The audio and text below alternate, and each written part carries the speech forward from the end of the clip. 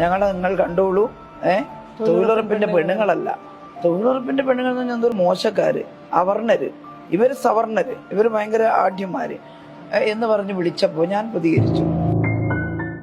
സത്യത്തിൽ അന്ന് നടന്ന പ്രകടനത്തിൽ ഇത്തരത്തില് തൊഴിലുറപ്പ് തൊഴിലാളികളെ അപമാനിക്കുന്ന വിധത്തിൽ എന്തെങ്കിലും ഒരു മുദ്രാവാക്യം വിളി ഉണ്ടായിട്ടുണ്ടോ?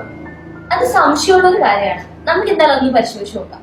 വടകരയുടെ പെൺപട കണ്ണിറയെ കണ്ടോളൂ, ഭീഷണിയായി വന്നവരില്ല, ഭീഷണിയായി വന്നവരില്ല, തൊഴിലുറപ്പിൻ പെണ്ണുങ്ങളല്ല, ഭീഷണിയായി വന്നവരില്ല.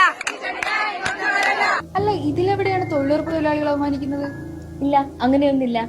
ഈ തൊഴിലുറപ്പുകാരോട് പാർട്ടി പരിപാടികളിൽ നിർബന്ധമായി പങ്കെടുക്കാനും ഇല്ലെങ്കിൽ വരും ദിവസങ്ങളിൽ അവർക്ക് പണിയില്ല എന്നും പാർട്ടി നേതാക്കൾ തന്നെ ഭീഷണിപ്പെടുത്തിയതിന്റെ തെളിവുകൾ പലതവണയായി നമ്മൾ എല്ലാവരും കണ്ടതാണ്. അപ്പോ അങ്ങനെ ഒരു ഭീഷണിക്ക് വഴങ്ങി വന്നതല്ല, മറിച്ച് നമ്മൾ സ്വയം സന്നദ്ധരായി വന്നെന്നല്ലേ ആ മുദ്രാവാക്യത്തിലൂടെ ഉദ്ദേശിക്കുന്നത്? അതെ, അത്രയേ ഉള്ളൂ. വളരെ സ്വാഭാവികമായ ഒരു മുദ്രാവാക്യത്തെ ഈ പറഞ്ഞ സവർണർ, അവർണർ എന്നിങ്ങനെയൊക്കെയുള്ള കാര്യങ്ങൾ കുത്തിനിറച്ച് ഒരു ഗുരുതരമായ കമ്മ്യൂണൽ ഇഷ്യൂ ക്രിയേറ്റ് ചെയ്യാൻ വേണ്ടി ഈ പറഞ്ഞ തൊഴിലാളികളെ തന്നെ തെരുവിലിറക്കി നടത്തിയ ഒരു രാഷ്ട്രീയ മുതലെടുപ്പാണ് നമ്മൾ ഇതിലൂടെ കണ്ടത്. സാധാരണ ഇത്തരം പരിപാടികൾ നടത്തുന്ന വെറും പോരാളി ഷാജികളുടെ ഒരു നിലവാരത്തിലേക്ക് ഒരു സ്ഥാനാർത്ഥി, അതൊരു മുതിർന്ന നേതാവ് ഇങ്ങനെ തരം താഴാന്നൊക്കെ പറഞ്ഞ കഷ്ടമാണ്. ഇത് വടകരയിലെ ജനം തിരിച്ചറിയും.